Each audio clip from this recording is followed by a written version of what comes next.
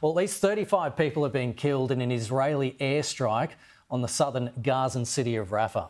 Israel claims it was targeting Hamas terrorists, while Palestinian officials and aid agencies say the attack hit a displacement camp where residents have been taking shelter. Joining me live is Australian Strategic Policy Institute senior analyst Malcolm Davis, who joins me now. Malcolm, thanks so much for coming on and helping us understand what's going on here. So, Israeli warplanes and artillery have been pounding Rafah, we know that. The government has dismissed an order by the top UN court to halt its military offensive in southern Gaza City. We now have what Hamas claims is deaths from a displacement camp as a result of bombing. The IDF says it's reviewing.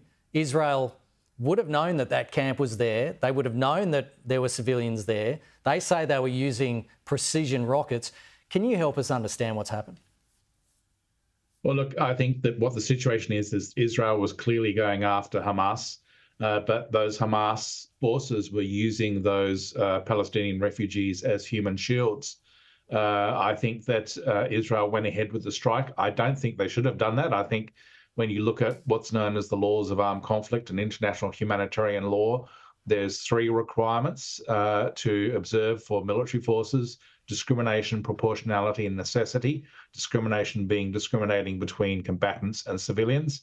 And I think that what the Israelis should have done on this occasion is say, yes, the Hamas operatives are there, but they are behind civilians, and if we strike, we're going to cause large civilian casualties. So we find a different way to strike, apart from bombing them.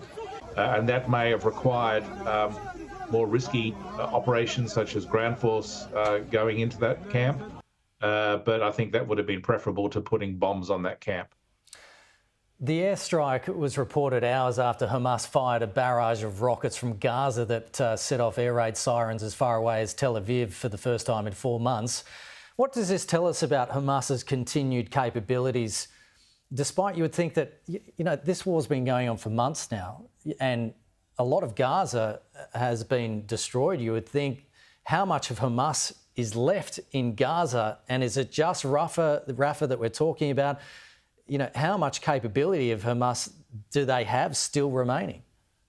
Well, they still have significant capability, and I think the key point to make here is that Hamas have no intention whatsoever of stopping their attacks on Israel. Irrespective of whatever peace deal is signed, they will continue on attacking Israel. And this is putting the Netanyahu government in a difficult situation, because they do need to bring this to an end at some point if they want to basically have a resolution and some sort of ultimate long-term peace.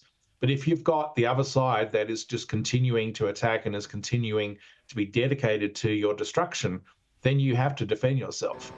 And I think that what you're seeing is that the remaining aspects of Hamas, the remaining elements of Hamas in Rafah, and there's some suggestion that they are re-infiltrating back into the north of Gaza as well, reconstituting their forces and continuing to attack. And so from Israel's perspective, they have to defend themselves. They have to continue to fight against Hamas. But I don't see a peace deal happening anytime soon. Well, that was my next question. Renewed international efforts have been underway aimed at securing a ceasefire, and Israeli officials said the government had an intention to restart stalled negotiations over the coming days. But how does this latest incident at this displacement camp and the reports that we're getting from that, the attack on it, how does this latest incident play into that? Look, as I said, I don't see a peace deal happening. I think that this will go on. Netanyahu certainly has no intention of observing the International Court of Justice ruling, which I think is, a valid move on his part. I think that you can't essentially bring about a ceasefire when the other side is determined to wipe you out and continues to launch attacks. The challenge, I think, for the Israelis is finding a way to continue to fight and continue to attack Hamas in Rafah and other areas without causing these civilian casualties. And that may mean they need to adjust their tactics. They may need to adopt new approaches to inflicting military strikes. Rather than bombing, they may need to take more risks and go in on the ground. At the risk of their own soldiers as well, yeah.